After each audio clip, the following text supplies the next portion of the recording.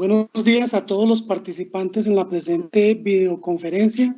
Presento un cordial y respetuoso saludo de parte del director de Altos Estudios, doctor Jorge Mario Trejos, quien está en este momento en una reunión y no puede hacer la presentación de la presente videoconferencia.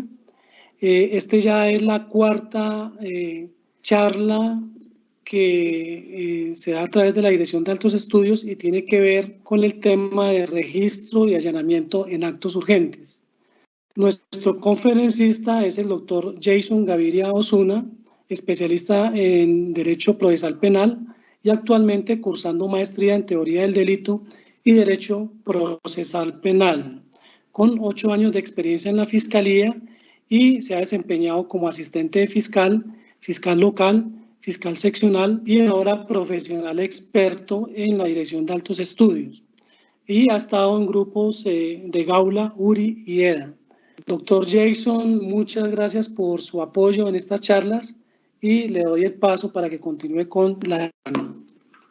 Bienvenidos a todos. Muchas gracias Gonzalo. Este es un espacio importante que ha creado pues la Dirección de Altos Estudios. Hoy vamos a hablar de los registros y allanamientos.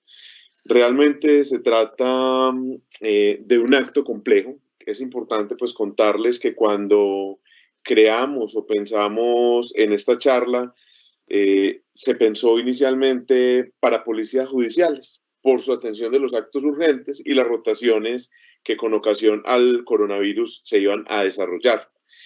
Lo que encontramos es la gran aceptación que han tenido las charlas y la gran cantidad de personas que están asistiendo a las mismas, y hemos pues querido extenderla para fiscales, para todas las personas.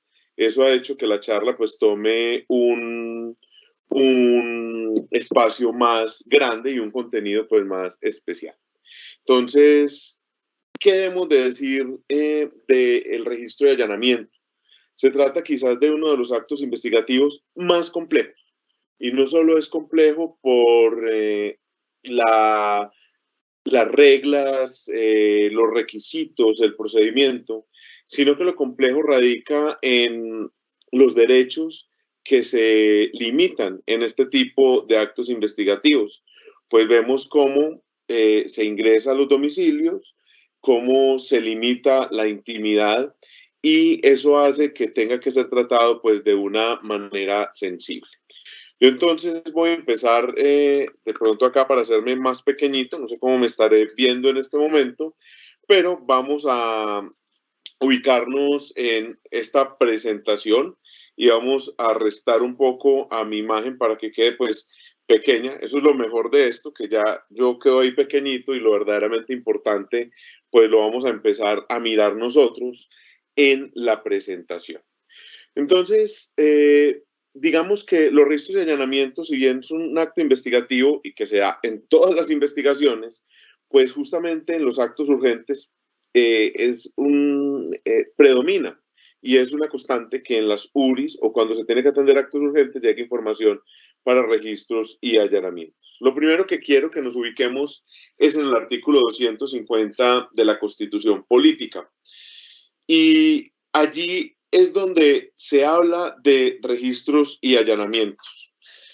Dice en uno de los incisos que la Fiscalía debe adelantar registros, allanamientos, incautaciones e interceptación de comunicaciones. En estos eventos, el juez que ejercerá las funciones de control de garantías efectuará el control posterior respectivo a más tardar dentro de las 36 horas. Vamos a dejar esas 36 horas porque enseguida pues vamos a tenerla que utilizar para otro elemento. Entonces, miremos ese artículo 250 y vamos a mirar que no es solo una facultad. En realidad, esto que tiene el artículo 250 es una obligación, y nos dice que la Fiscalía General está obligada a adelantar el ejercicio de la acción penal. Entonces, noten, compañeros de la Fiscalía, que no es solo una facultad, no es algo que nosotros decidimos si queremos o no queremos hacer, es una obligación inherente a nuestra función. Entonces, entendemos que el registro de allanamiento es un acto investigativo de los que están en la Constitución, porque no todos están allí. Hay actos investigativos que no están en la Constitución, hay actos investigativos que están solamente en el Código, pero este, por su sensibilidad, pues está ubicado ahí. Vamos a entender la naturaleza jurídica del registro y allanamiento. ¿Qué es? ¿De qué se trata jurídicamente? Y muchas veces cuando preguntamos qué es el registro de allanamiento, pues pensamos que se trata de ingresar a una vivienda, que se trata de, del acto investigativo en sí. Y eso es lo que se hace. Pero lo que queremos en este momento mirar es cuál es la naturaleza jurídica. Y entonces ahí tenemos que ubicarnos justamente en dónde está el acto investigativo. Hace parte del Código de Procedimiento Penal en el libro segundo, en las técnicas de indagación e investigación. Muy puntualmente en el título primero, que es en la indagación y la investigación. Además de esto, es puntualmente el capítulo segundo, actuaciones que no requieren autorización judicial previa para su realización.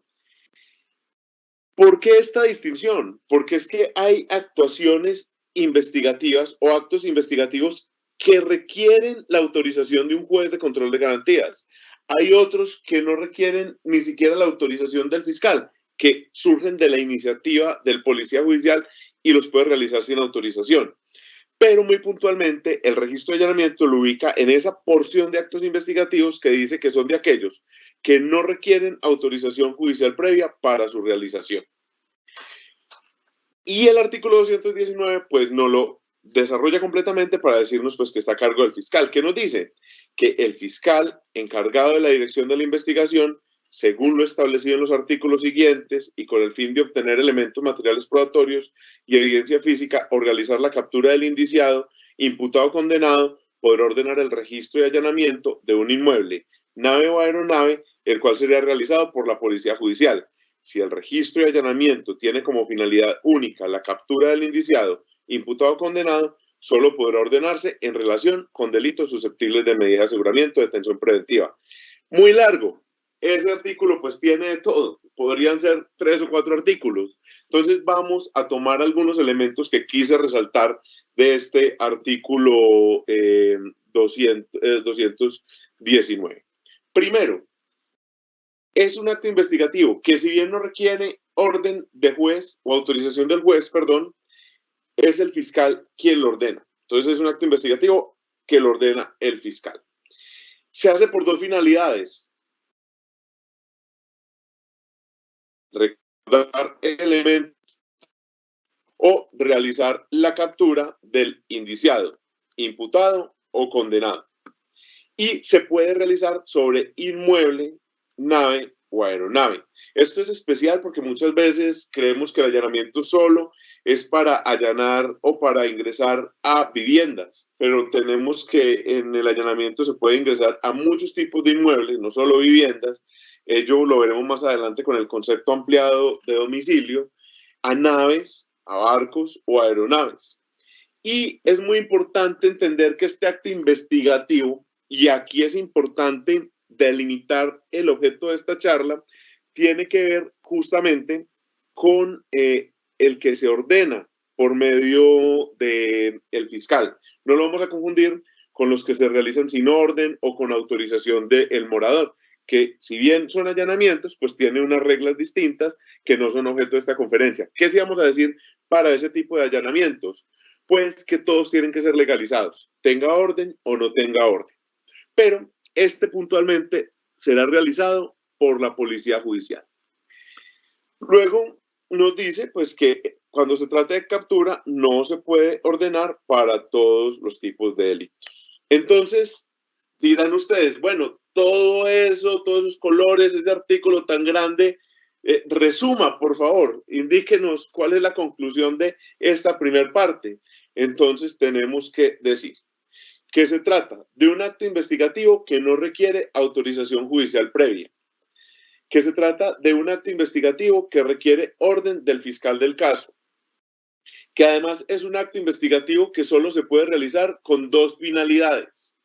La finalidad probatoria, que es obtener elementos materiales o evidencia física, y la finalidad de realizar captura, que se puede para el indiciado, imputado o condenado. Esto es bien particular porque si bien es un acto investigativo, mire cómo podemos con este acto investigativo, supuestamente, también capturar condenados. O sea que también desarrolla como esa materialización de la justicia, el cumplimiento del procedimiento, y allí también pues se permite esa captura.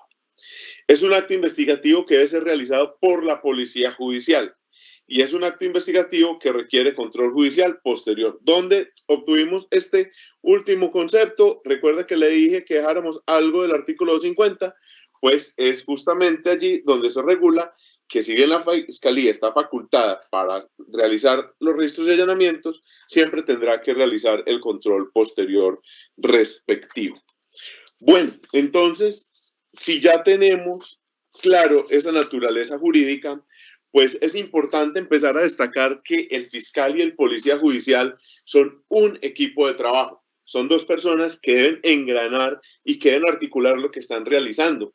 Acá es donde la Dirección de Altos Estudios siempre, a través de sus cursos, hace un llamado a trabajar en equipo y entender que esa compactación de roles es lo que permite materializar la justicia.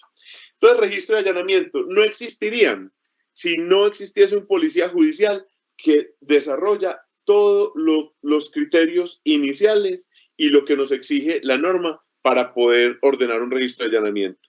¿Con qué se inicia? Pues vamos a mirar con lo que nos exige como fundamento la norma para expedir una orden de registro de allanamiento. Hasta acá no ha intervenido el fiscal. Esta es una elaboración del policía judicial.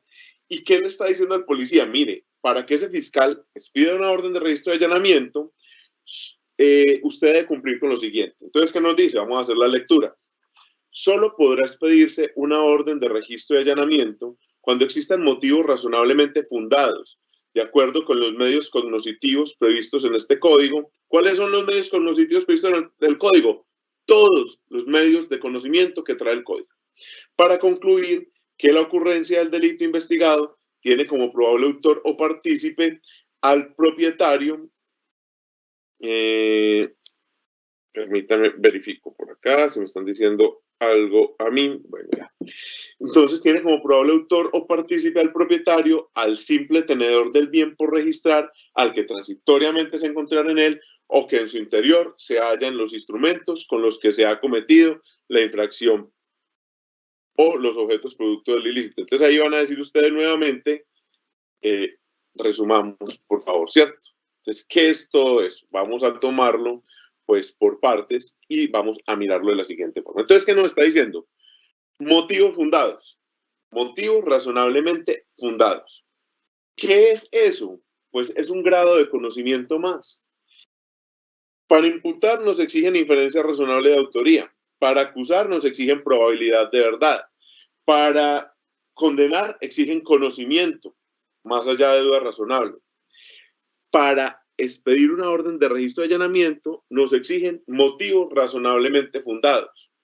Quiere decir que es un grado de conocimiento inferior a la inferencia razonable de autoría, pero superior a juicios de valor, a creer, a consideraciones, a argumentos sin razones. Entonces, nos dicen motivos razonablemente fundados, de acuerdo a los medios cognoscitivos previstos en este código, que ya les decía, son todos, y que permita lo siguiente. Que permita concluir que la ocurrencia del delito investigado tiene como probable autor o partícipe al propietario del inmueble, simple tenedor del bien por registrar, o al que transitoriamente se encontrara en él. Entonces, a veces nosotros nos dicen registro de allanamiento y nos dicen motivos fundados, pero nos perdemos en la nubosidad de no saber qué es el motivo que estamos buscando. Y acá nos presenta las primeras tres opciones. Debemos de concluir que la ocurrencia del delito investigado tiene como probable autor o partícipe, mire, autor o partícipe, o sea, puede ser un cómplice, puede ser un determinador, puede ser alguna de estas categorías, y que nos lleve que esa persona puede ser propietario, tenedor o transitoriamente encontrarse en él. ¿Por qué se realiza el allanamiento en estos casos? Porque la persona que es probable autor es el tenedor del bien por registrar y estamos investigando y requerimos el allanamiento para recopilar evidencia física. Ya vamos a ir más adelante a las finalidades. Entonces, primera hipótesis, frente a la persona. Pero también hay una siguiente, y es que nos dice que en su interior se hallan los instrumentos con los que se ha cometido la infracción o los objetos producto del ilícito. Mire que tenemos 5 opciones y no quiere decir que un allanamiento solo tenga uno, que son excluyentes. En una orden de registro de allanamiento podemos encontrar 3, podemos encontrarlos todos, pero nos dicen que así tengamos uno por lo menos, podemos realizar el allanamiento. Nos dice que en tal lugar guardaron el vehículo que se hurtaron. Nos dicen que en tal lugar hay elementos hurtados. Pues entonces, ¿estamos en cuál hipótesis? En los objetos producto del ilícito. Nos dicen que en determinado lugar guardan las armas con las que se cometieron un delito, o que allí está la máquina con la que se falsifican los billetes, o que allí están los estupefacientes. Pues podemos decir que allí están los instrumentos con los que se ha cometido o con los que se comete la infracción. Y pues los que habíamos mencionado respecto de la persona. Es importante, y voy a hacer una alusión a este del que transitoriamente se encontrará en él, porque es muy común, esto se llama el derecho de umbral. No sé si lo tienen referenciado, pero el derecho de umbral es, les voy a poner un ejemplo, cuando una persona está en un hotel, si bien él no es el propietario del hotel ni de la habitación, no es un simple tenedor, según el Código Civil, sí transitoriamente se encuentra en él. Esta persona tiene una expectativa razonable de intimidad frente a la habitación en la que está en el hotel. Por eso, cuando se ordenan esos registros y allanamientos, muy común en el tema de estupefacientes, para residencias, para hoteles donde se da la venta de estupefacientes, cada habitación tiene una intimidad y para ordenar el allanamiento a cada una de ellas se tiene que hacer las consideraciones necesarias para ordenarlo, porque hay tantas habitaciones o tantas intimidades como personas dentro de habitaciones existan. Vamos a continuar y vamos a ubicarnos entonces en el artículo 221, que nos va a decir cómo estos motivos razonablemente fundados pueden llegar a conocimiento de la Fiscalía. Entonces nos dice que el respaldo de los motivos fundados, según el artículo 221, está en informe de policía judicial, declaración jurada de testigo, informante o en elementos materiales probatorios. Aquí nos faltó la flechita, pero la hago. No queda tan bonita como la otra, pero sabemos que viene de acá. Entonces nos dicen, hay varios tipos de respaldos. El informe del policía judicial, la declaración jurada del testigo, el informante o cualquier elemento material o probatorio o evidencia física que tenga el código. Esto es muy importante porque hace unas distinciones, pero a la final nos dice cualquier medio de conocimiento. Pero estas distinciones son importantes en 2 categorías, en la declaración jurada de testigo, informante, y para que analicemos algo. Esta tesis que voy a plantear la desarrollaré enseguida y van a entender por qué se lo digo. Siempre mediará un informe de policía judicial. Aquí esto es muy importante para los policías judiciales. Sin importar cuál sea la fuente, siempre y en cada una de ellas deberá existir un informe de policía judicial. Lo que pasa es que cuando el soporte sea solamente el informe de policía judicial, nos está exigiendo que el policía esté informando su conocimiento directo, su conocimiento personal. O sea que un informe de policía judicial solito podría ser suficiente para ordenar una orden de registro de allanamiento. Eso sí, ese informe debe de llevar a una de estas 5 hipótesis. Y entonces, esas hipótesis surgen no porque en el informe el policía judicial diga, es que me contaron, o escuché, o están diciendo. Cuando es solo el informe, él tiene que decir porque tiene conocimiento directo. Entonces, puede ocurrir que en una vigilancia y seguimiento, él tenga conocimiento directo de una hipótesis de allanamiento para una vivienda donde encontró están almacenando estupefacientes.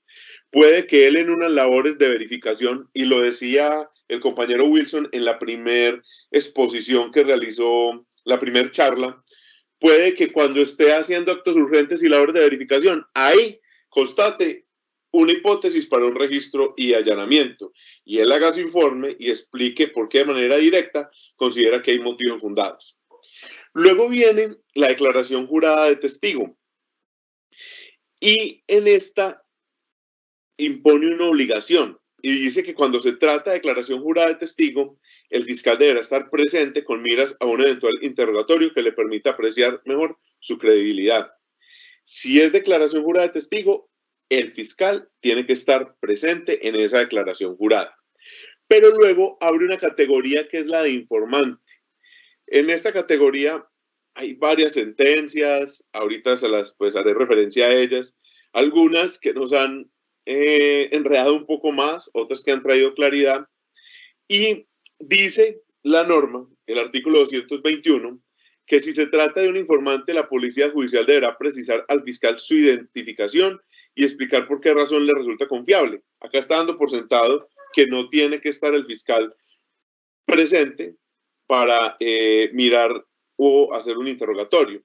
Pero esto, vamos a mirarlo ahorita, no es tan del todo cierto. El fiscal sí puede realizar esos análisis si lo considera necesario. Eso ya más adelante lo vamos a mirar. Luego dice, de todas maneras, los datos del informante serán reservados incluso para los efectos de la audiencia ante el juez de control de garantías. Esto también vamos a mirar que no es del todo cierto y que según la sentencia de constitucionalidad 673 del 2005, pues ha hecho unas claridades frente a ese informante. Ya vamos a regresar ahí. Luego nos dice cualquier elemento material o evidencia física y lo que exige es cumplir reglas de la evidencia. Si son vigilancia y seguimiento, se tendrá que legalizar. Si es interceptaciones, se tendrá que legalizar. Se tendrá que desarrollar las reglas de cadena de custodia, las reglas necesarias de la evidencia. O sea, no porque vamos a realizar un registro de allanamiento y estemos en actos urgentes, vamos a obviar los procedimientos y donde tengamos que hacer una cadena de custodia lo vamos a dejar hacer. Eso no es el mensaje.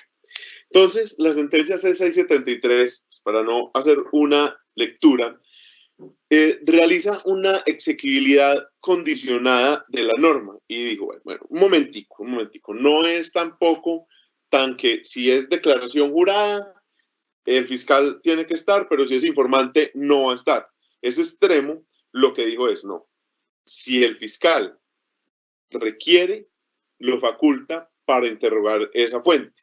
Lo que pasa es que habrá momentos de credibilidad frente al policía judicial y el fiscal donde el fiscal no lo considere necesario, pero lo está facultando. Hay unas conclusiones que da la sentencia y nos dice que no basta, por ejemplo, una de ellas, no basta con que el policía judicial le precise al funcionario judicial la identificación del informante y le explique las razones por las cuales le resulta confiable, si el fiscal no puede adelantar sus propias valoraciones. ¿Por qué habla de valoraciones del fiscal? Porque todo lo que nosotros como policías judiciales constituimos, crecemos, pues nos está diciendo que tiene que ser valorado por el fiscal.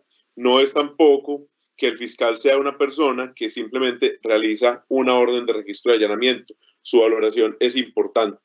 Luego dice, la declaración jurada del testigo o informante para efectos del decreto de un registro de allanamiento cumple una única labor de servir de soporte para establecer con verosimilitud que existen motivos fundados para decretar una medida restrictiva al derecho a la intimidad.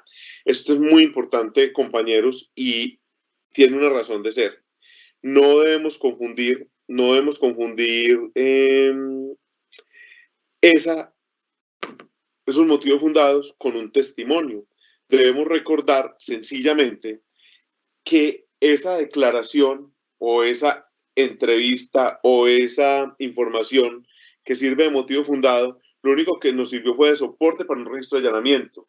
Cuando se realiza el registro de allanamiento, que es el acto investigativo, este va a ser el que ingrese como evidencia los resultados de ese allanamiento, lo que se haya incautado, lo que se haya podido recolectar allí es el resultado probatorio del acto investigativo, no la entrevista, no la declaración jurada. Entonces, teoría, siempre habrá un informe de policía judicial. Ese informe de policía judicial, cuando es el motivo fundado por él solo, pues tendrá la percepción directa del policía judicial, datos necesarios para la orden. ¿Cuáles son los datos necesarios? Identificación del bien, su descripción. Luego les voy a explicar esos datos más adelante. Cuando se trata de una declaración jurada de testigo, entonces, ¿qué nos está diciendo? Que el informe judicial con la declaración jurada del testigo deberá estar acompañado con los datos necesarios para la orden. Entonces, tiene la declaración jurada, pero en el informe de policía judicial vamos a tener datos necesarios para la orden. Cuando se trata de informante, entonces, en el informe de policía judicial se anexará el medio donde se recolectó la información suministrada por el informante, su identidad, sus datos, porque tienen que ser conocidos y el fiscal tiene el derecho y el policía judicial tiene la obligación de dárselos a conocer al fiscal bajo la reserva de identidad. Se debe de valorar la credibilidad de ese informante. Recuerde que nos dice y nos impone una carga, y es que el policía judicial deberá decir por qué le resulta creíble, los datos necesarios para la orden, y cuando se trate de una fuente no formal, que ocurre demasiado, ¿cuál es esta fuente no formal? Anónimos, llamadas telefónicas, pues ya acá la carga es superior. Nos está diciendo que ¿qué tiene que tener el informe? Pues la fuente no formal anexada, debe verificarse la información, debe de tener percepción directa del policía judicial y datos necesarios para la orden. Entonces miren cómo crea o cómo crece el grado de conocimiento necesario.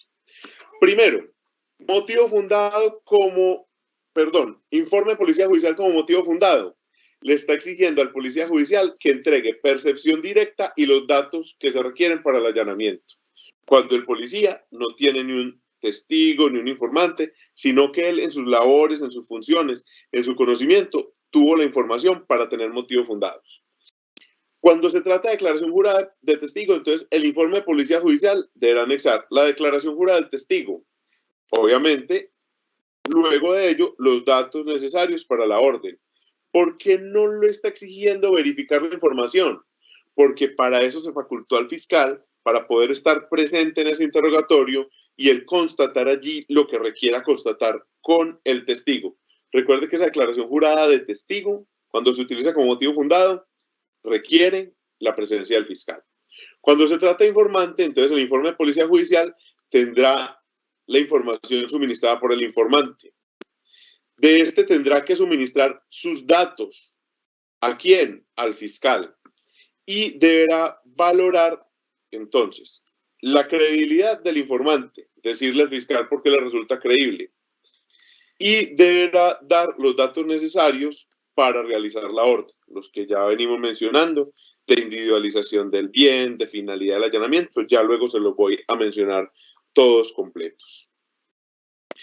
Luego está la siguiente posibilidad, fuente no formal, un anónimo, una llamada. Entonces ya acá la carga es superior y le está diciendo, listo, informe de policía judicial con la fuente no formal. Es un formato de policía judicial existente. Recuerde que todo lo que hace el policía judicial se debe formalizar a través de los informes y los formatos correspondientes. No podemos llegar, señor fiscal, es que me dijeron que, o es que hay un rumor. No, informe de policía judicial, una fuente no formal, esta fuente está diciendo esto. Y entonces acá la carga superior le está diciendo, señor policía judicial, verifique la información que tiene la fuente. Si esa información usted no la puede verificar, no debe seguir adelante. Pero si la información es verificable y le están diciendo, por ejemplo, en determinado lugar están vendiendo estupefacientes, y usted va a hacer labores de verificación y encuentra que efectivamente allí hay una venta al público, que la gente sale y entra de la casa, que se da unos intercambios, que es más, que lo ofrecen cuando la gente pasa por allí, pues usted ya, esta fuente no formal, usted fue y la verificó y la convirtió en ¿qué? En percepción directa suya. Usted ya puede prescindir de esta fuente no formal y aún así podemos realizar el registro de allanamiento, porque la fuente no formal para lo único que sirvió fue para enrutar la labor del policía judicial. Y por último, pues tiene que darnos los datos necesarios para el registro de allanamiento a los fiscales. ¿Qué quiere decir? Que yo, prescindiendo de esta fuente no formal, aún puedo solicitar el registro de allanamiento. ¿Por qué razón? Porque la labor de verificación del policía judicial nos cubrió la falencia de la fuente no formal. Ahora, si yo tengo la fuente no formal, pero yo no tengo estos tres elementos, así tengo una fuente no formal que dice mucho, no puedo proceder con el registro de allanamiento. Esto es muy importante. ¿Por qué? Porque todo esto que estamos haciendo lo van a revisar después en control posterior ante el juez de control de garantías. Vamos entonces a mirar esa valoración. Entonces ustedes dicen, bueno, ¿y cómo valora uno la credibilidad de un informante? Pues vamos a hacer un ejercicio. Yo podría tener a un informante que es funcionario público o que ha colaborado anteriormente y ha dado información verídica, que la información ha sido verificada, pero al otro lado puedo tener una persona desconocida, nunca ha colaborado, no sé cuáles son sus intereses, y que está dando una información que no es verificable. Entonces, mi conclusión es que este primero me resulta creíble, pero este no me resulta creíble. Esto es muy importante, señores policías judiciales. Y acá viene un tema. ¿Y es por qué? Porque ustedes son los que dan el concepto y los que dicen por qué resulta creíble. Un ejemplo, otro ejemplo de credibilidad, esto lo he visto, lo utilizamos en Medellín, sé que hay muchas partes donde se utiliza una forma de credibilidad de fuentes, creo que data del ejército, informes de inteligencia, pero también mire, tenía otra forma, hacía una clasificación y los clasificaba como A, B, C, D y dice que el informante es fiable, porque es funcionario, policía, persona de trayectoria profesional, pasado importante así, el pasado informante ha sido fiable en todos los casos, en el pasado el informante no ha sido fiable en la mayoría de los casos, y informante que no ha sido utilizado con anterioridad, se desconocen sus resultados. Nos va a decir que hay distintos tipos de informantes, ocasionales, si están detenidos, informante habitual, que cobra recompensa, que el resultado está atado a esa información, informante especial, y a la final pues usted dirá por qué le resulta confiable. Esto es importante, señores policías judiciales. Recuerde que todo lo que ustedes dicen tiene algo que se llama presunción de veracidad. Esto es tal vez lo más delicado, y acá yo siempre pues trato de hacer un paréntesis y decirles a los policías judiciales que ellos, cuando rinden un informe, tienen algo especial que les ha concedido la norma, y es que eso que dicen tiene una presunción de veracidad, salvo que haya pues allí contradicciones, otro tipo de circunstancias. Quiere decir que el fiscal debe creer en lo que usted le está diciendo, salvo pues que hayan contradicciones. Debe creer que esas labores de verificación que usted dice que realizó allí, sí las realizó. Y entonces usted también debe de no plasmar allí lo que no está. Si un allanamiento en un momento no da, pues no da, se tendrá que recurrir a otro acto investigativo. ¿Por qué? Porque en el momento que usted dice yo verifiqué, el fiscal podrá proceder a realizar una orden de registro y allanamiento. ¿Y el fundamento es cuál? Su informe de policía judicial. Cuando nosotros nos dan facultades, eso opera como la espada de Damocles. Es un poder que tú tienes, pero siempre es una espada que está encima de ti pendiente. Si tú te equivocas y si tú no lo haces bien, esa espada puede ir en contra. Entonces, presunción de veracidad, pero faltas a la verdad, dices una mentira, forzas un allanamiento, dices que es verificable lo que no se ha verificado, se demuestra que violaste esa veracidad que se presumía en tu informe, pues vas a tener unas repercusiones de índoles disciplinarios e incluso penales. Entonces, ¿cuál es el tema? Irnos por lo seguro, clasificar bien nuestra fuente, hacer las labores que nos corresponde según nuestra fuente y dar un informe con la total tranquilidad de que lo que está plasmado allí es verdad. Esa responsabilidad lleva a que el fiscal de su informe lo utilice como insumo y pueda extractar lo siguiente. Miren que de la orden surgen varias cosas. Ya ahorita empieza el rol del fiscal, acá en este momento. Entonces, claro, inicia el fiscal. La orden, si miran mi intranet, buscan el formato de la orden, van a encontrar que tiene unos espacios según la norma y le va a exigir lo que está exigiendo la norma. ¿Qué le está diciendo? Objeto de la orden de registro de allanamiento. ¿Cuál es? Es el bien que se va a registrar. O sea, que el policía judicial en su informe debe presentar los siguientes datos: individualizar el bien, describir el bien, fijar fotográficamente el bien, cuando es posible. Todo esto redunda en qué? En que podamos llegar a decir que ese bien es ese y no otro. Individualizarlo, sacarlo de la generalidad.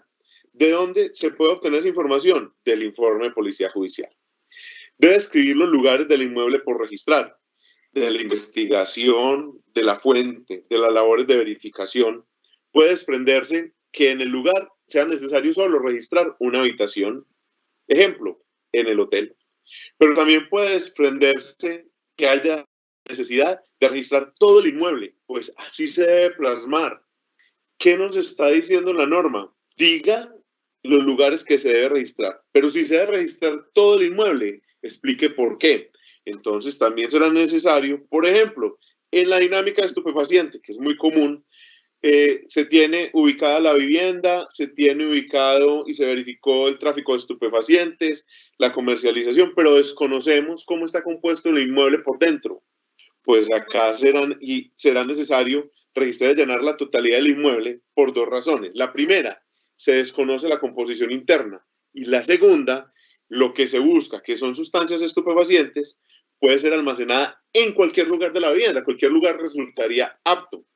Entonces, pues ya es claro lo que estamos buscando y que ahí debe haber una descripción. Entonces se recomienda, en lo personal, y creo que facilita mucho la labor del fiscal, que cuando ustedes hacen el informe solicitando el registro de allanamiento, pues coloquen en el mismo cuál es el bien que se va a registrar, la mayor cantidad de individualización que se pueda frente a él, y le digan al fiscal si ese allanamiento debe ser en la totalidad del inmueble, diciendo por qué, o en una parte específica de él.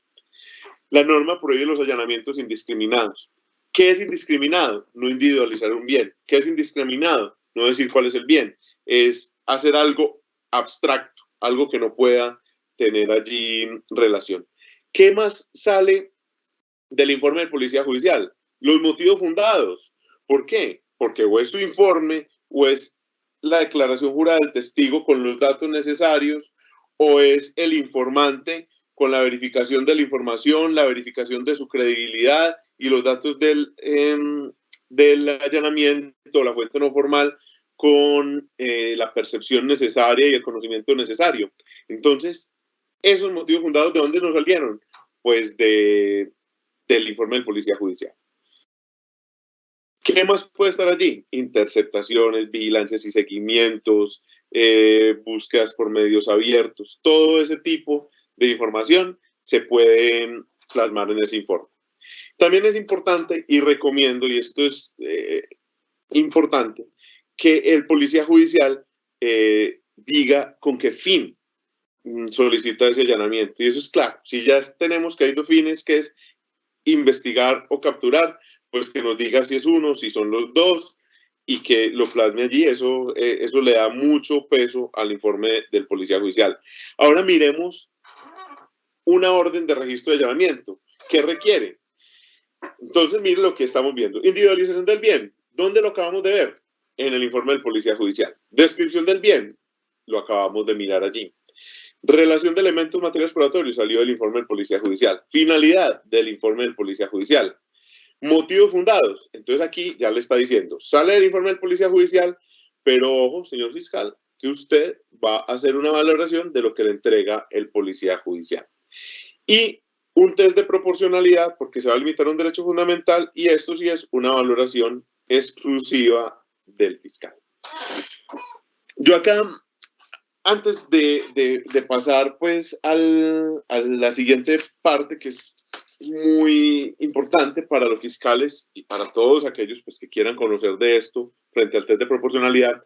Voy a hacer unas precisiones prácticas. Lo primero, individualización del bien por registrar. Señores, no tenemos que asumir cargas innecesarias. El policía judicial en su informe nos dice cuál es el bien. Ya lo miramos ahorita y puede tomar una foto, una descripción, pero no tenemos que exigir lo que no está. Se ha encontrado, por ejemplo, en la práctica que se exige ficha catastral. Entonces dice, ficha catastral, y hay fiscales que dicen, yo sin una ficha catastral no ordeno un registro de allanamiento. Yo quiero recordarles que hay barrios que son de construcciones irregulares, que no cuentan con fichas catastrales, que la premura del allanamiento y la urgencia del mismo, cuando esté en medio, incluso otros derechos, no permite el tiempo para solicitar una ficha catastral. ¿Qué implicación tiene que no haya una ficha catastral? Ninguna. Ninguna. Nosotros tenemos que individualizar el bien como lo podamos hacer. Lo podemos individualizar con su nomenclatura y con su descripción. Decir, es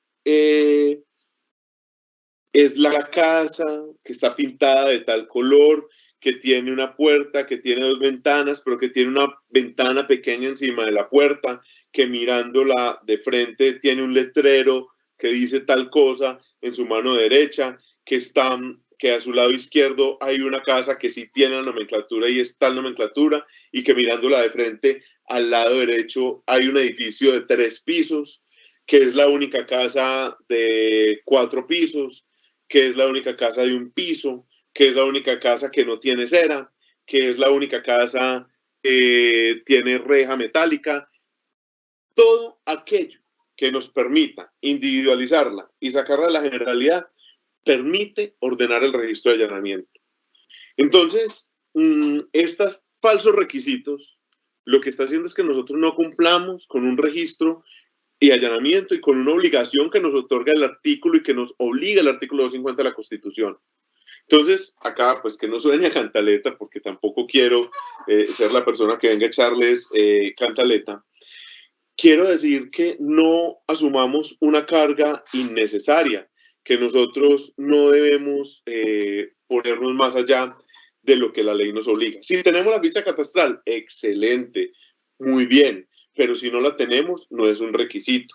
Entonces, formas de individualizar el bien, todas las que sean posibles. Una foto, una coordenada, muchas cosas nos sirven para individualizar ese bien. La descripción del bien respecto de los lugares que se va a hacer, ya les hacía la salvedad, o es un lugar específico o es todo el bien, pero cuando es todo el bien hay que decir la razón de por qué se tiene que hacer en todo el bien. Bueno, ahora sí vamos a continuar. Esta parte la quise incluir. Yo sé que muchos fiscales la conocen, la voy a decir, muchos dirán, ya me sé eso, pero también les cuento. Hay una gran cantidad de fiscales que no lo conocen. Hay una gran cantidad de fiscales que van a las audiencias, que repiten un test de proporcionalidad inconsciente, que han pasado un test de proporcionalidad de un formato a través de la historia, el que cuando llegó y lo nombraron fiscal se lo dio otro fiscal y él después se lo dio otro fiscal cuando lo nombraron, y cuando tú revisas ese test de proporcionalidad no dice lo que exige la norma. Entonces tenemos que recordar 2 cosas básicas acá. La primera, test de proporcionalidad se tiene que hacer cada vez que nosotros vamos a limitar un derecho fundamental. Siempre, siempre que hay limitaciones de derechos fundamentales, se tiene que realizar test de proporcionalidad. El test de proporcionalidad tiene 3 categorías, pero se hace en comparación con una categoría específica que es la finalidad. Entonces recuerde que para este registro de allanamiento tenemos 2 finalidades, o una finalidad probatoria o la finalidad de capturar. Vamos a pensar que estamos ordenando un registro de allanamiento con la finalidad probatoria. Entonces, el test siempre se hace de cara a la finalidad. Cosas que no hemos encontrado en test de proporcionalidad. Las categorías se equivocan. La primera categoría, idoneidad. Cuando hablamos de idoneidad, estamos hablando de aptitud. Estamos diciendo que el acto investigativo es idóneo para lograr la finalidad perseguida.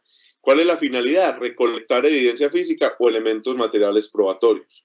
Entonces, en una orden de registro de allanamiento y en su legalización en la audiencia, lo que tenemos que decir es idóneo el registro de allanamiento como acto investigativo para recolectar la evidencia física que se encuentre al interior de un bien inmueble. La respuesta es que sí. Errores que nos hemos encontrado. Dicen, es idóneo o adecuado para luchar contra el narcotráfico, es idóneo o adecuado porque con él se puede capturar, cuando la finalidad de nuestro acto investigativo es justamente recoger evidencias, en este caso. Dicen, es idóneo para proteger la comunidad.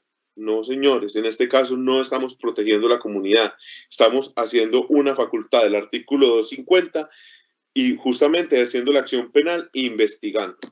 Entonces, idoneidad, aptitud del acto investigativo para la finalidad perseguida. Luego, cuando nosotros decimos, sí, el registro de allanamiento es idóneo para recaudar la evidencia física que esté dentro de ese bien inmueble, debemos decir si es necesario. Y el principio de necesidad nos dice que no existe un acto investigativo menos restrictivo a la intimidad con el que se pueda obtener la finalidad perseguida.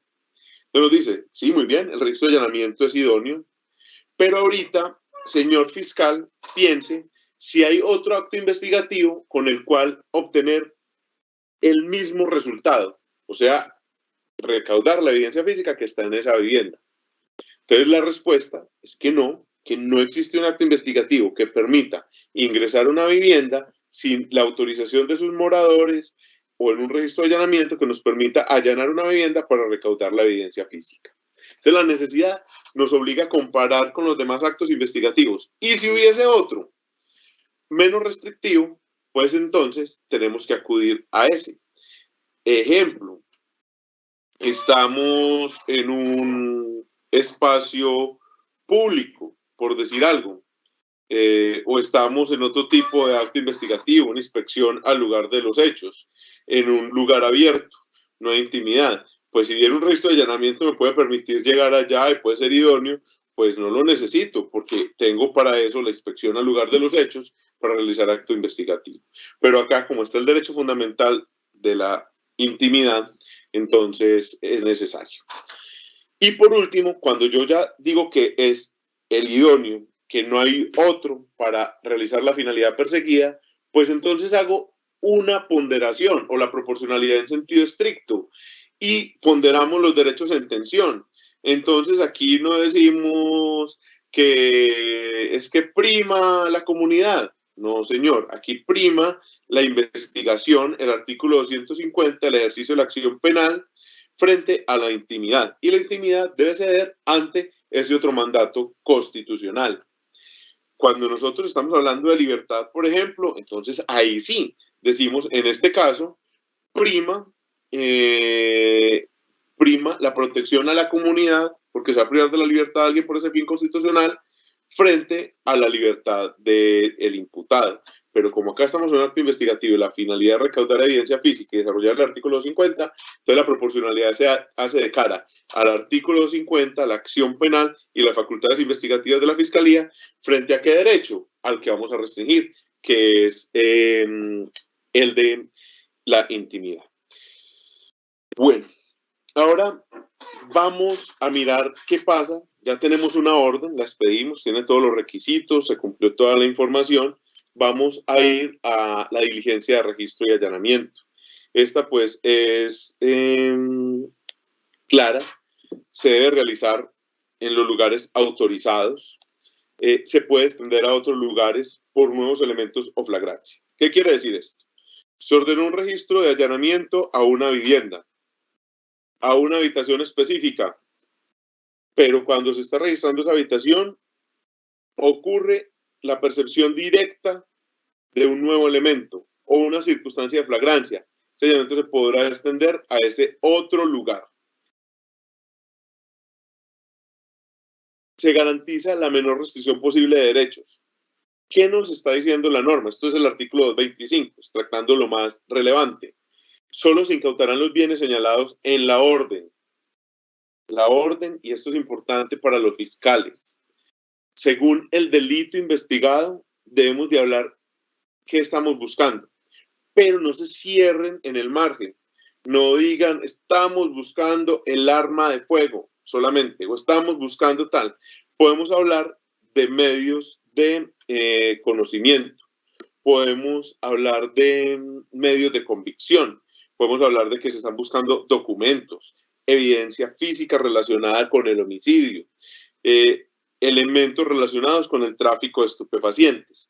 Eso permite que el espectro sea mayor y pueda realizarse más incautación, ¿cierto? Pero solo se incautarán ese tipo de bienes que se hayan señalado allí en ese lugar. Bueno, vamos a mirar que además se pueden incautar los que constituyan flagrancia, coherente con lo que mencionábamos pues, anteriormente, y que aparezcan elementos materiales probatorios o evidencia física relacionada con otro delito. Esto es también importante porque en ocasiones se dan este tipo de hallazgos. ¿Qué debe ocurrir en ese registro de allanamientos? Pues nos está diciendo que se debe levantar un acta de la diligencia y que esa acta debe contener. Recuerde que esa acta es un formato de policía judicial establecido y que allí pues podemos desarrollarlo, que ya han sido incluso modificados y tiene el acta del informe de manera continua y está pues en nuestro intranet.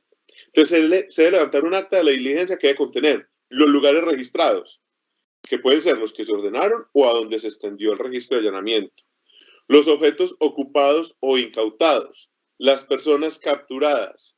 Se deberá señalar si hubo oposición por parte de los afectados. Señores policías judiciales, que se oponga a la gente en un registro de allanamiento es lo más normal. Que la gente diga que pasó, que no está de acuerdo, eso ocurre a diario. Eso no afecta a nuestro procedimiento. Lo que afectaría a nuestro procedimiento es que si ellos hacen oposición, nosotros no lo coloquemos en el informe. Entonces, a veces nos da miedo colocar eso que están diciendo ellos. Ellos tienen ese derecho, tienen derecho a hacer esa oposición. Entonces, debemos de mencionar si se oponen a esta diligencia y lo tenemos que mencionar. En el evento de existir medidas preventivas policivas, se hará mención detallada de la naturaleza, de la reacción y las consecuencias de ella. Todo lo que pasa en el procedimiento se debe narrar. Yo pienso que un informe de registro de allanamiento debe ser lo más descriptivo posible.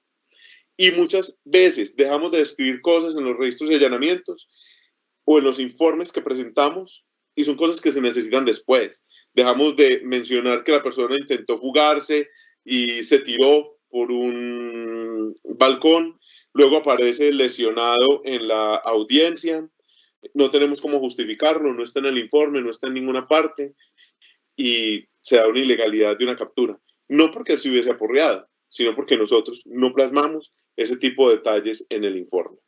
El acta será leída a las personas que aleguen haber sido afectadas por el registro de allanamiento y se les solicitará que firmen si están de acuerdo con su contenido. Señores, si ustedes no colocan lo que ellos están diciendo de su oposición, pues no van a firmar el acta. Pero si ustedes colocan, plasman lo que allí ocurrió y le leen el acta, pues cuando sea leída esta, ellos van a firmar si están de acuerdo. Ahora, si no están de acuerdo, pues luego de haber hecho el procedimiento respectivo, vamos a anotar. Entonces, en caso de existir discrepancias con el anotado, deberán dejarse todas las precisiones solicitadas por los interesados, lo que les estaba diciendo. Y si después de esto se negaren a firmar, el funcionario de policía judicial responsable del operativo, bajo juramento, dejará expresa constancia de hecho. Entonces, señores, el mensaje de esto es: coloquemos lo que sucede en el registro y allanamiento en el informe.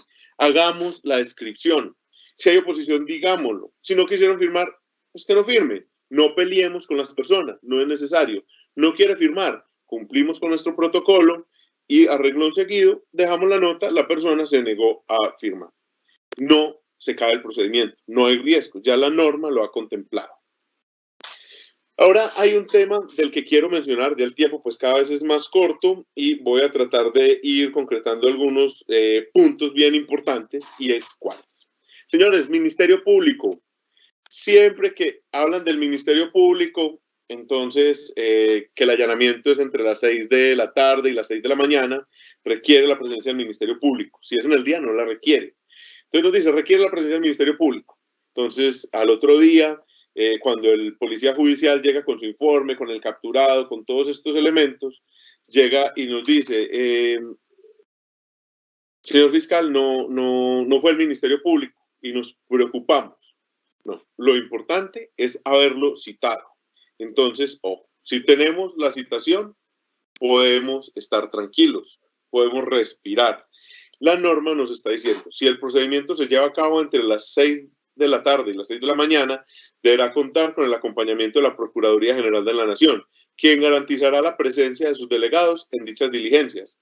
En ningún caso se suspenderá el procedimiento por ausencia de la Procuraduría General de la Nación. Entonces, esto, mis queridos amigos, significa que lo importante no es que el Ministerio Público vaya, lo importante es haberlo citado a la diligencia de registro de allanamiento y dejar trazabilidad de esa citación. Entonces, con el simple oficio, independiente de que la Procuraduría vaya o no vaya, pues podemos respirar tranquilos. Muy bien, entonces, ¿qué nos faltaría decir después del tema del procedimiento? Los términos. Entonces, señores, fiscales, término para ejecutar la orden. Cuando estamos en etapa de indagación, 30 días. Cuando estamos en etapa de investigación, 15 días. Otorguemos el término necesario. No nos ahorquemos. No lo hagamos en la premura de hacerlo inmediato cometiendo errores. Si el allanamiento tiene que ser ya, tiene que ser ya. Pero si el allanamiento soporta planeación, pues entreguemos los días que podemos hacerlos porque a veces tenemos un buen margen. Luego de terminado el registro de allanamiento, el artículo 228 dice que terminada la diligencia y en el término de la distancia, sin sobrepasar las 12 horas, la policía judicial informará al fiscal que expidió la orden los pormenores del operativo, o sea, para entregar el informe. Y luego nos dice que en caso de captura durante el registro de allanamiento se dejará inmediatamente al capturado a órdenes del fiscal con el respectivo informe de captura. Entonces, aquí es muy importante. Se terminó la diligencia de registro de allanamiento. Se firmó el acta. A partir de ese momento, el policía judicial tiene 12 horas. Yo sé que ya muchos, los que están actualizados en jurisprudencia, me están diciendo, bueno, relativo. Ya ahorita vamos a hablar de la jurisprudencia y algunas claridades. Pero este término que tiene el 228 nos sirve por organización. Nos está diciendo, señor policía judicial, usted no se puede tomar más de 12 horas. Pero ojo, que tampoco es que se va a tomar las 12 horas porque sí. Le está diciendo que es en el término de la distancia. Nos está diciendo que cuando usted termina la diligencia de allanamiento, lo más ligero posible va a producir el informe para entregarlo al fiscal. No es que yo termino la diligencia de allanamiento y registro y me voy a dormir para el otro día regresar y hacer el informe, porque quise. Cuando estamos en actos urgentes, recuerden que no podemos parar, no podemos suspender nuestra actividad. Entonces, hicimos una orden ejecutamos la orden de registro de allanamiento, pues tenemos que entregar el informe dentro de las 12 horas siguientes. Sin entender que me tomo hasta las 12 horas porque tengo 12 horas, que me voy hasta el extremo, hasta el fin de ese término. No, señores, debo de hacerlo en el término de la distancia, lo más pronto posible. Pero, ojo con esto, porque acá se caen muchos procedimientos y yo sé que muchos fiscales en sus casas están diciendo, sí, escuche policía judicial. Y así como le eché la cantaleta ahora un poco a los fiscales, pues en este caso se la he hecho al policía judicial. ¿En qué sentido, muchachos? Una cosa es el término de la distancia sin sobrepasar 12 horas para el informe del registro de allanamiento y otro es el de la captura en flagrancia o por orden cuando se da dentro del registro de allanamiento. En caso de capturas durante el registro de allanamiento se dejará inmediatamente al capturado a órdenes del fiscal con el respectivo informe. ¿Cuál informe? El de captura, no el del registro de allanamiento. A veces, cuando hay capturados, queremos exigir inmediatamente el informe del registro de allanamiento. Entonces, son dos cosas. El informe del registro de allanamiento, y allá se comentará que también capturamos una persona que ya fue puesto a disposición de la fiscalía. Se tienen 12 horas. Pero la captura por orden judicial o en flagrancia deberá ser puesto inmediatamente con el término de inmediatez que tiene el código a disposición del fiscal para la materialización y garantía de derechos. Entonces, tema muy importante. Luego dice, término para realizar el control posterior ante el juez de control de garantías, y nos dice que dentro de las 24 horas siguientes al recibimiento del informe, o sea que esas 24 horas se cuentan a partir de que el policía judicial nos entrega el informe, contamos las 24 horas para que el fiscal comparezca ante el juez de control de garantías para que realice la audiencia de revisión de legalidad. Yo aquí quiero ir a una sentencia, pues hay dos sentencias. La sentencia C336 del 2014 que nos enredó, que nos llevó a creer que teníamos que hacer control previo cuando la finalidad era capturar, que nos llevó a pensar que el término era 24 horas cuando después de terminado el registro de allanamiento, pero es la sentencia C014 del 2018 la que ha dado una claridad mediana, una buena claridad frente a estos conceptos. Entonces, ¿qué nos está diciendo? Nos dice, lo primero, que se realizará el control siempre será posterior cuando se trate de registro y allanamientos. Entonces dice el juez de control de garantías debe emitir las órdenes de captura y las medidas de aseguramiento privativas y no privativas de la libertad, con fines preventivos, procesales y de protección de terceros. Pero luego dice, la fiscalía se halla facultada para ordenar registros, allanamientos, incautaciones, y nos dice que en todo caso el juez de control de garantías hará el control dentro de las 36 horas. ¿Qué más nos dice? Nos hace un buen resumen de las 36 horas. Luego nos traen, acá creo que estaba muy interesante, en la página 13, bueno, nos dice, pero en especial debido al control integral que realiza el juez de control de garantías, deberá empezar a transcurrir solo desde el momento en que ha sido culminada la diligencia de investigación ordenada. Por razones lógicas, si la garantía de la revisión judicial posterior abarca el análisis de los motivos aducidos por el fiscal y al respecto de los derechos fundamentales en la ejecución del procedimiento, la actuación del juez de control de garantías debe proceder de manera posterior a la finalización de las diligencias. Por lo tanto, al establecer que el control de legalidad de las diligencias corresponderá llevarse en el plazo máximo de 36 horas, la disposición constitucional a interpretarse en el siguiente sentido. Y acá, mucho ojo, que cuando se expide la sentencia 014 del 2018, hace el análisis de la última norma y nos dice que realmente esas 36 horas se dividieron en 12 horas para la policía judicial y 24 horas para el fiscal, para entre los dos sumar un término de 36 horas. Y en ello siempre habrá criterios de razonabilidad en los términos. Hay una buena síntesis en este sentido que nos entrega de los registros y allanamientos. Y muy importante,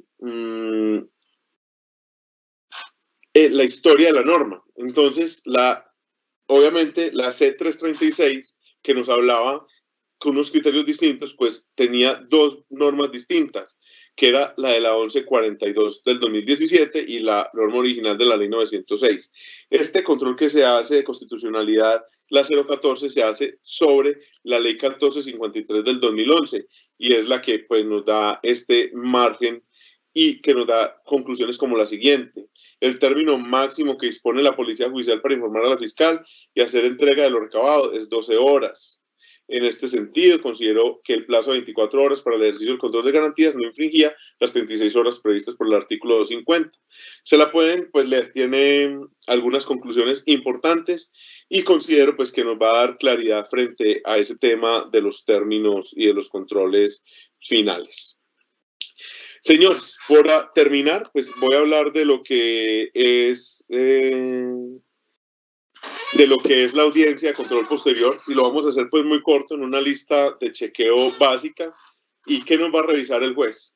Que esa orden sea escrita, que exista una orden que sea escrita, que sea emitida por un fiscal, que sea que esté claro el objeto del lugar a registrar, que haya una finalidad plasmada, que se tengan motivos fundados,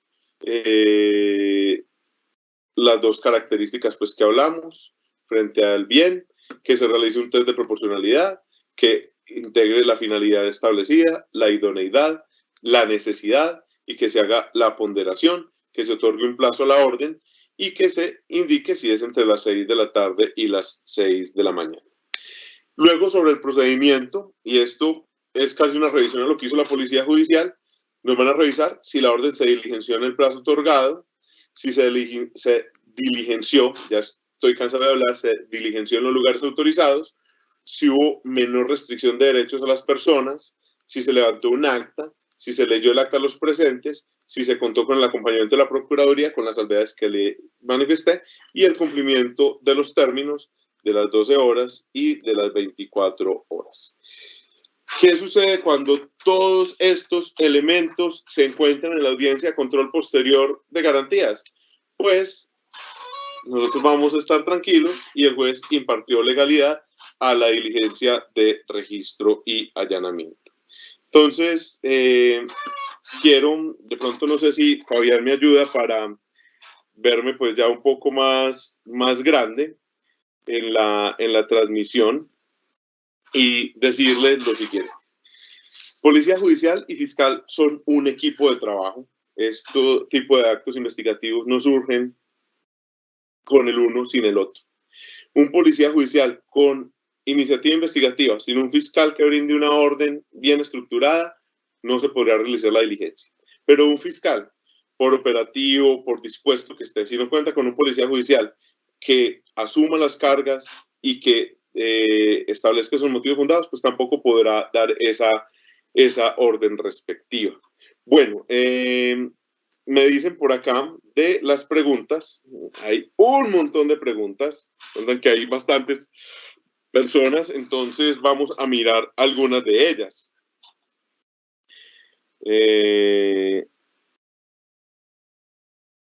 Entonces, una pregunta interesante, nos pregunta y nos dice, cuando la orden de allanamiento se hace únicamente con el objeto de captura, ¿es obligatorio realizar el registro completo al inmueble?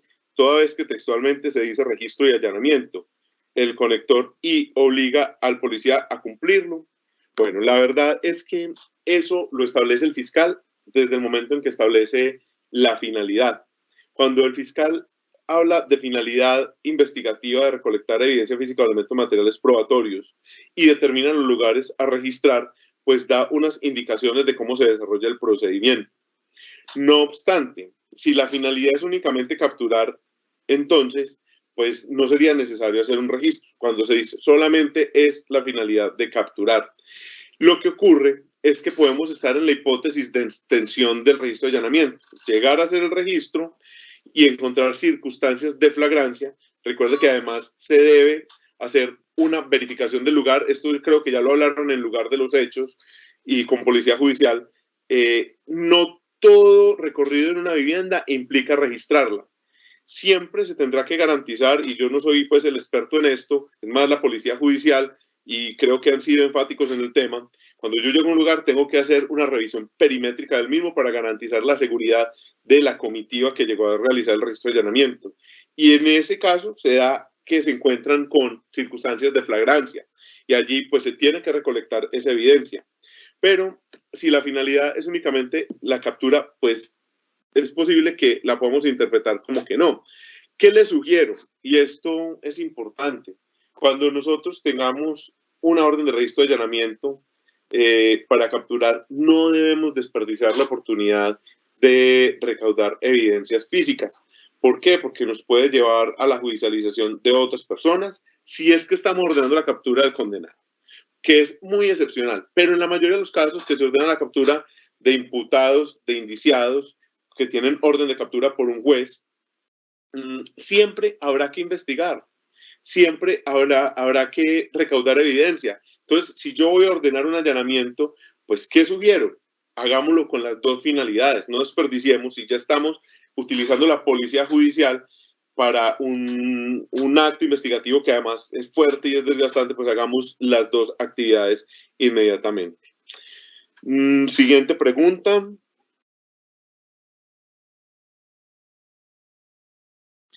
Dice, el artículo 221 habla sobre el respaldo de declaración jurada. En muchas ocasiones las personas dan la información, pero no declaración. Podemos utilizar fuente no formal. Sí, señor, la fuente no formal es una fuente de información. Lo que pasa es que, como les explicaba, en determinado momento, la fuente no formal sirve para orientar la actividad del policía judicial. Cuando es una fuente no formal, ya a través de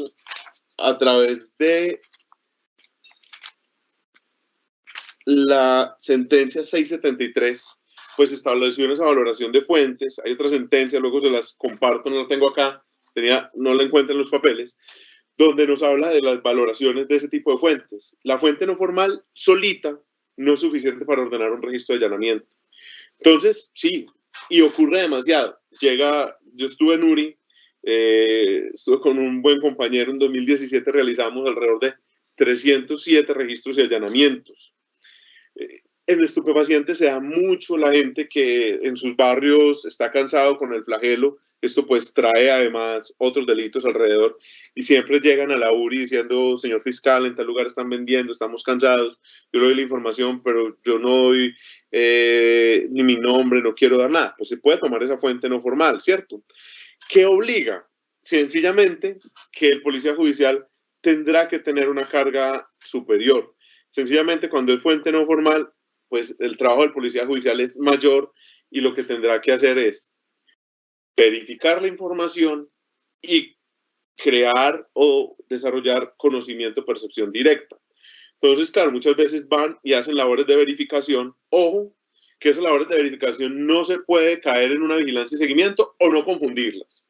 La labor de verificación tiene una particularidad, es llegar, mirar en general, no es sobre una persona específica, es una revisión del lugar, de la información que se está dando, hacer un tránsito, pero en ese tránsito y en ese momento nos hemos encontrado cosas increíbles que han permitido grandes allanamientos en la ciudad de Medellín. Pues en mi experiencia y en otros lugares, porque aquí también hay gente que trabaja harto este registro, este tipo de actos investigativos. Entonces, cuando se da esta situación, pues lo que podemos hacer es ya, entonces, verificación de la información por el policía judicial, información necesaria para el allanamiento, y ellos muchas veces van y encuentran la percepción del tráfico. Recuerden que percepción no es solo vista, percepción es oído, percepción es olfato, percepción es tacto, todo lo que nos permita percibir que está ocurriendo un delito. Bueno, dicen por acá, ¿en dónde queda la protección del informante si el fiscal solicita que se anexen los datos? Eso es muy importante. Ojo con esto. No estamos hablando de declaración jurada de testigos, sino de un informante que pidió reserva de información. Cuando esa información la tiene el policía judicial, él es garante de la protección de los datos de ese informante. Pero como esos datos hay que precisarlos al fiscal, no porque nosotros queramos, sino porque justamente la norma lo establece de esa manera. Permítanme un segundo.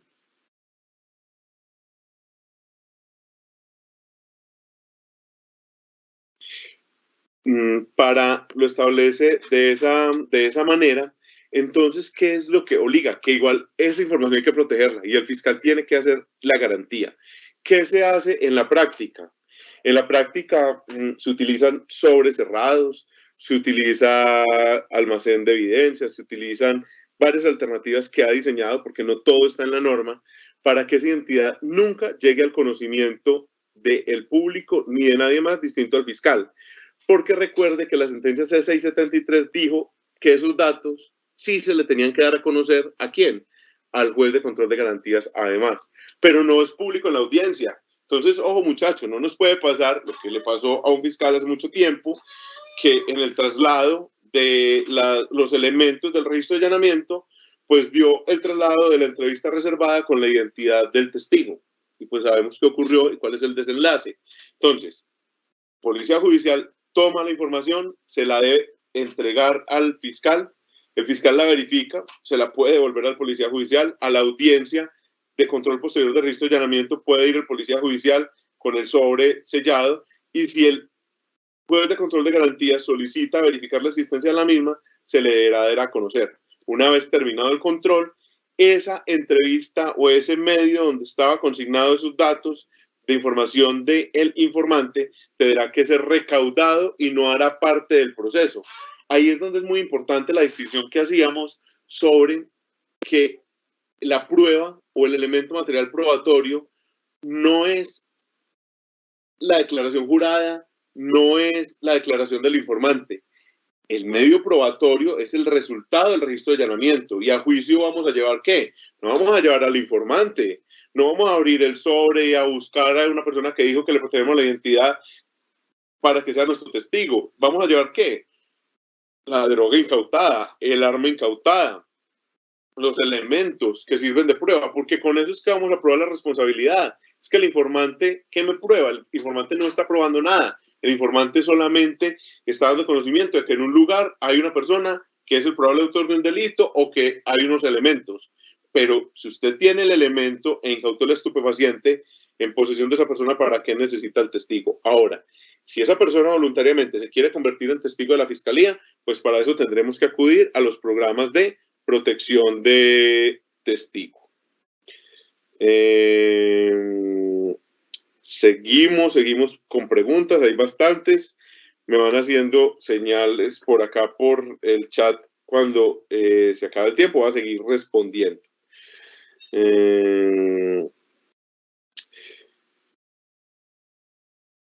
¿Qué medidas o presupuestos económicos tiene la Fiscalía para la protección de personas? Pues es un tema que se tramita pues a través del área de protección, no tengo ese conocimiento.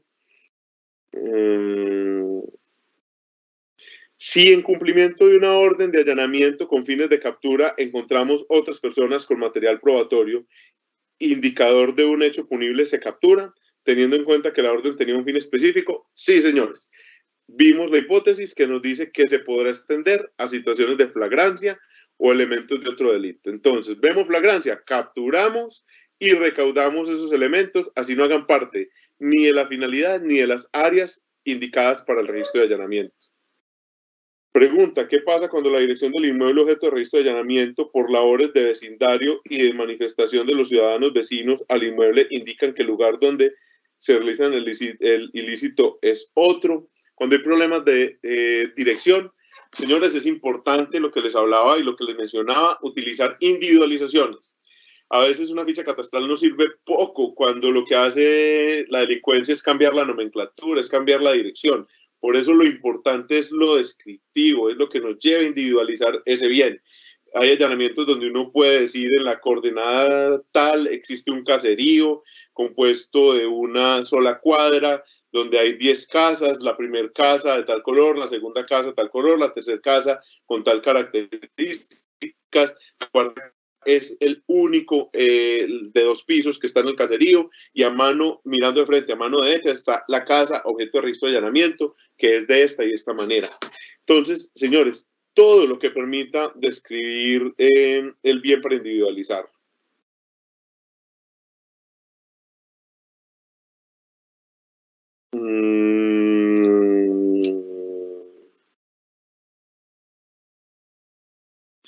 Dice, sobre la presunción de veracidad, el investigador rinde un informe de investigador de campo que lo hace bajo la grada de juramento.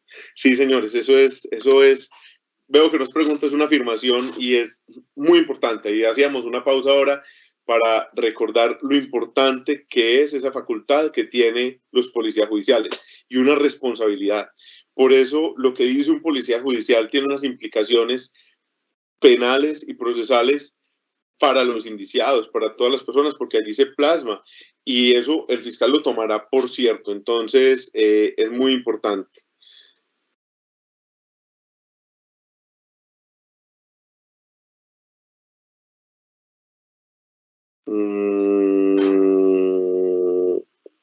procedencia hay quienes dice esta. Buenos días, ¿cómo están, compañeros? En la charla del día de hoy sugiero, por favor, se aclare en cuanto a la exigencia del artículo 219. En cuanto a la procedencia, hay quienes dicen que para efectos de captura del indiciado condenado se debe ir al control del juez, ante el juez de control de garantías, la sentencia C336. Entonces, las diligencias de allanamiento y registro, sea cual sea el motivo, es un acto propio del fiscal o media un control previo ante el juez. Esto es un tema, y se lo mencionaba. La sentencia C366 nos genera una confusión y lleva a pensar a la gente que hay que realizar un control previo en algunos casos frente a la captura del imputado o el indiciado. Incluso cuando se hace el análisis, dice que no se podría capturar al indiciado porque eso sería arbitrario y facultar a la fiscalía a realizar una captura sin orden. Esa interpretación estuvo mala, pero es porque también recordemos que hubo una historia en la norma del articulado del procedimiento penal y que justamente es la sentencia C014 del 2018 la que hizo la revisión de la última norma y donde nos ha entendido y nos ha brindado el conocimiento de qué actos requieren un control previo y de cuáles no lo requieren. En este caso, el registro de allanamiento para capturar, en mi teoría, que respeto quienes hacen una interpretación pues contraria, pero en mi teoría, y no es mi teoría propia porque además es una teoría general o una teoría compartida por la mayoría, no se requiere ese control previo cuando se trata para capturar. ¿Qué es lo que está diciendo la norma? Que cuando se va a capturar, cuando la finalidad es capturar, se cuenta con una orden de captura para ese indiciado, para ese imputado, para esa persona, y que ese control que se realizó por parte del juez para expedir esa orden de captura es el control que realiza el juez para la limitación de capturar, pero no para ordenar el registro y allanamiento. En este orden de ideas, pues esa sentencia C014 nos brinda un buen insumo y pues también publicaré otra sentencia para mayor conocimiento sobre el tema y la distinción. La idea es, y la conclusión es que no requerimos ese control previo. Hay lugares donde se realiza, pero creería yo en una interpretación pues muy restrictiva frente a los capturados, a los condenados. No sé si sería esa una hipótesis válida, pero en la generalidad frente a indiciados o imputados, la orden de captura del juez constituye el control previo para la restricción de la libertad, porque es que allí se van a restringir dos derechos, la libertad y la intimidad. La libertad se restringirá por el control previo del juez y la intimidad no requiere ese control por la facultad que otorga la Constitución al fiscal.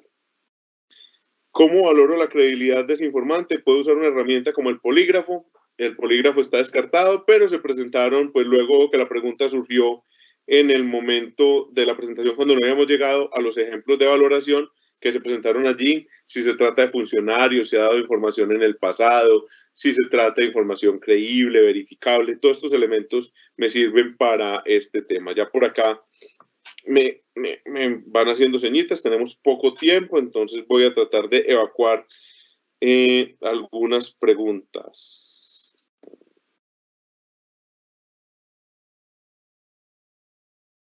Dice, si en un apartamento está sucediendo un acto de violencia intrafamiliar en la que está en peligro la vida de uno de los habitantes, habitualmente es la mujer, ¿sería necesario orden de allanamiento para ingresar?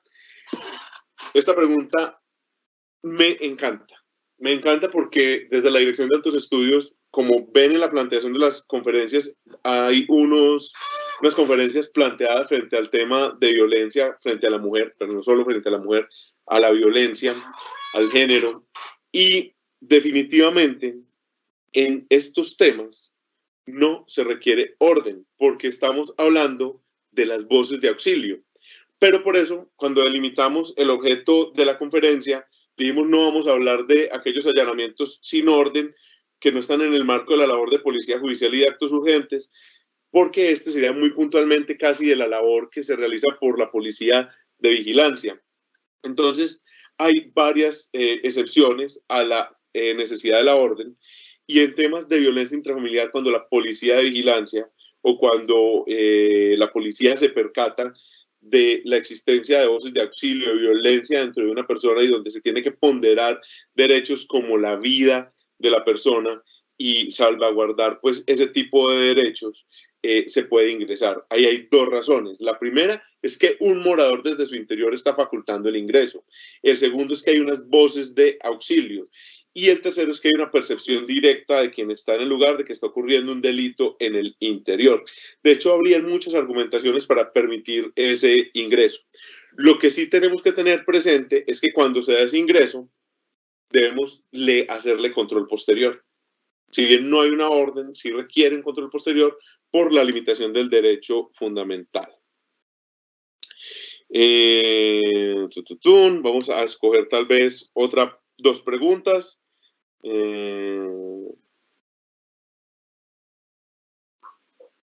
Luego dice, en los casos donde el propietario, tenedor o habitante del inmueble autoriza un registro voluntario, nuevamente sobre los que no requieren orden, ¿qué debemos de decir? Se debe legalizar. Se deberá rendir el informe, la manifestación expresa del morador. Creo que esto pues ameritaría casi otra charla para el tema de cómo se da esa voluntad de estos registros sin orden. En el futuro la podremos hacer, pero el mensaje importante y la conclusión es que hay que legalizar. Este allanamiento, así no tenga orden, se debe legalizar con los términos ya explicados.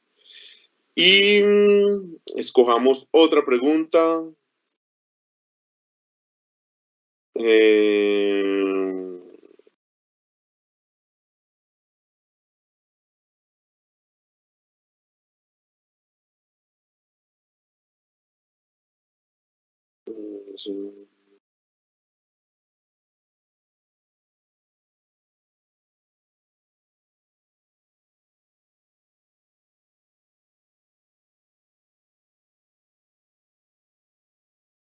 Se puede realizar entrevistas como iniciativa del Policía Judicial durante el desarrollo del registro de allanamiento. Recuerden que podemos realizar entrevistas, pero tenemos que respetar los derechos de los que sean posibles indiciados, la autoincriminación y todas las reglas que tenemos generales en el proceso. Pero es posible que haya personas que soliciten brindar una entrevista, que no sean familiares, que quieran aclarar algo, que lo quieran entregar, y es posible realizar esa razón. Luego hay una muy interesante sobre el término de las 12 horas para que el fiscal conozca e informe del policía judicial sobre el registro de allanamiento y su facto impide llevar el procedimiento al juez de garantías. En cada caso, por favor, ilustrar la respuesta. Señores, sentencia C014 del 2018 nos está diciendo, si en últimas, y la conclusión, si en últimas no se cumplió con ese término y el policía judicial se gastó más de ese tiempo, lo que hace es reducirle las 24 horas al fiscal en todo y en total tienen 36 horas para ir ante el juez de control de garantías y legalizar el registro de allanamiento. O sea, no solo para radicar, radicamos lo más pronto posible, pero la idea es que esa audiencia inicie antes de las 36 horas. Si el policía se gastó 13 horas, pues ¿qué pasa? Que el fiscal tendrá 23 horas para la legalización del registro y allanamiento, para acudir donde el juez a que legalice el registro de allanamiento.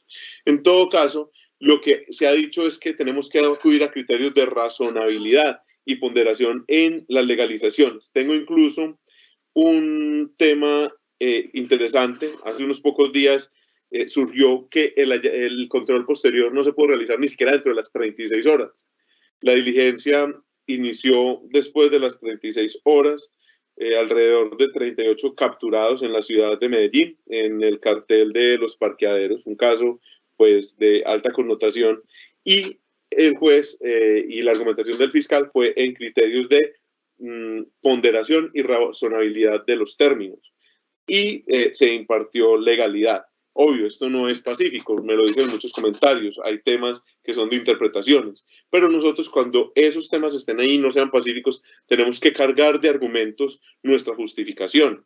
Entonces, claro, el policía judicial se demoró 14 horas para entregar los actos urgentes, pero ¿por qué razón? Porque los elementos eran muchos, por el tipo de examen, por el tipo de pericia que hubo que practicar, por X o Y demora. Esa justificación y esa descripción tiene que estar ahí. La invitación siempre es a plasmar en los informes. Bueno, compañeros, quisiera quedarme hablando mucho. Es un tema interesante, es un tema que de verdad tiene muchas connotaciones pero creo que en el transcurso de esta semana tomaré estas preguntas y si llegaron por correo y tengo la forma pues de contestarlas, írselas contestando y abrir pues comunicación en el tema. Lo importante pues de esto es que sintamos que hay elementos que nos pueden facilitar en nuestro acompañamiento, en nuestro diario vivir, en nuestro ejercicio profesional, y decirles que desde la dirección de Altos Estudios queremos jugárnosla por tenerles ese tipo de temas a ustedes, porque nos podamos acompañar. Yo quiero entonces agradecerles por tenerme acá, por la paciencia de aguantarme hablando todo este rato. Eso sí, traté de que la imagen fuera pequeñita para no desgastarlos mucho con mi cara. Y darle pues paso al doctor Trejos, el director de Altos Estudios, la persona que ha creado pues esta estrategia para que en estos momentos de emergencia podamos seguir conectados en nuestras actividades, en nuestras casas, para que podamos seguir capacitándonos, y darle pues las gracias por este tipo de iniciativas que está tratando de mejorar la acción de la Fiscalía General de la Nación. Entonces, muchas gracias a ustedes y adelante, doctor Trejos. Un cordial saludo a todos los servidores de la Fiscalía General en los territorios y en los lugares donde se encuentren observando esta conferencia, esperando que se encuentren muy bien de salud. Doctor Jason Gaviria, excelente su exposición, muy ajustada a cada una de las actividades diarias de nuestros servidores a nivel nacional. Definitivamente quedaron muchas preguntas por responder debido a que la capacitación está orientada precisamente al día a día de cada uno de los servidores. Les damos muchas gracias a todos. Nos vemos nuevamente hoy a las 2:30 de la tarde en la charla Prevengamos un feminicidio u otra violencia intrafamiliar. Muchas gracias, nos vemos más tarde.